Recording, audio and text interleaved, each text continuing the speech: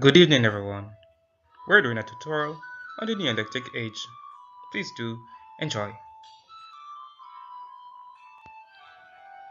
The term Stone Age was coined in the late 19th century by the Danish scholar Christian J. Thompson, who came up with a framework for the study of human past, known as the Three-Age system. The basis of this framework is technology.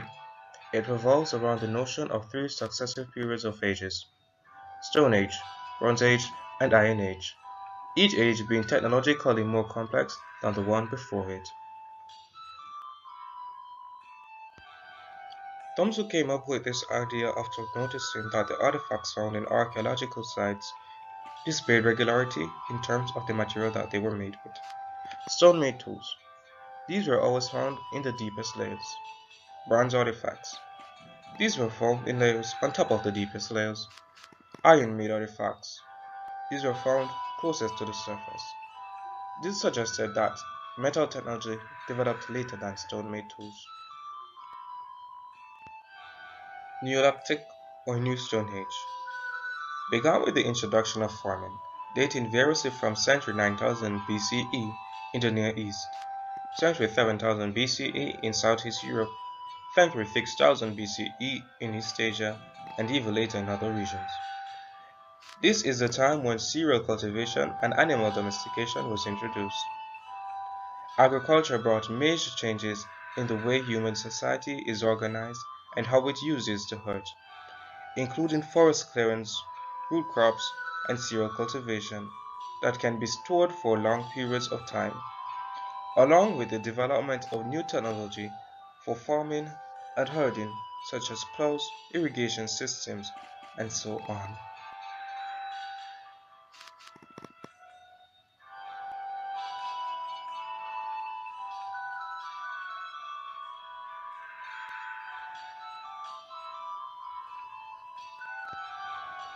People during the Stone Age first started using clay pots to cook food and store things. The oldest pot we know was at an archaeological site in Japan. Fragments of clay containers used in food preparation at the site may be up to 16,500 years old. History.com 2018.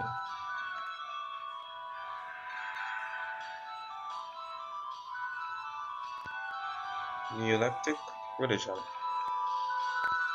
Neolithic religion compromises the religious concepts, cults, and rituals of the early farming communities that sprang up throughout the world in the earlier Holocene period.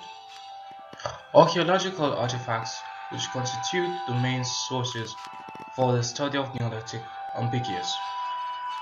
The material at our disposal documents chiefly the places and objects used for cult and ritual purposes within these religions, rather than the words and gestures that were their most essential and explicit expression.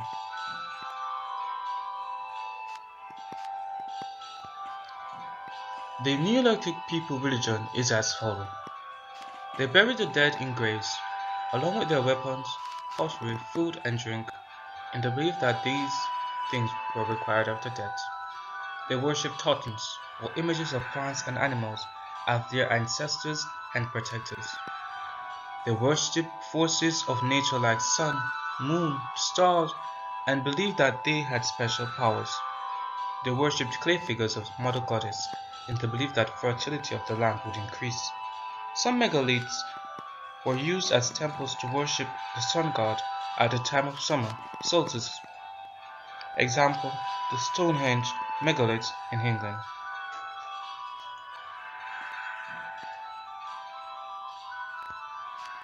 Neolithic economy.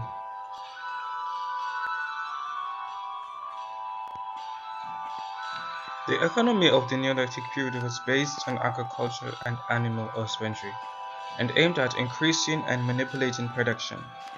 The transition from gathering wild fruits and hunting wild animals to the domestication of specific plants and animals. That is the passage from food gathering to the organized production of food. Took place in the Aegean area during the first half of the 7th millennium BC. Agriculture was based on the cultivation of cereal. Animal husbandry was the rearing of sheep, goats, cattle, pigs, and dogs. Hunting and fishing were not abandoned, but played a secondary role in the economy of the period, for the cultivation, harvesting, and preparation of food, milling of cereal, meat chopping, but also for production activities such as wood and leather working, weaving, basketry, pottery, etc. Stone and bone tools were used.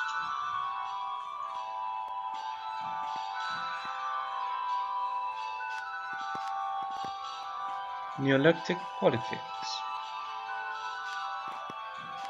The hierarchy that were populated with people playing specialized roles, such as professionals, administrators, farmers, artisans, traders, merchants, and spiritual leaders.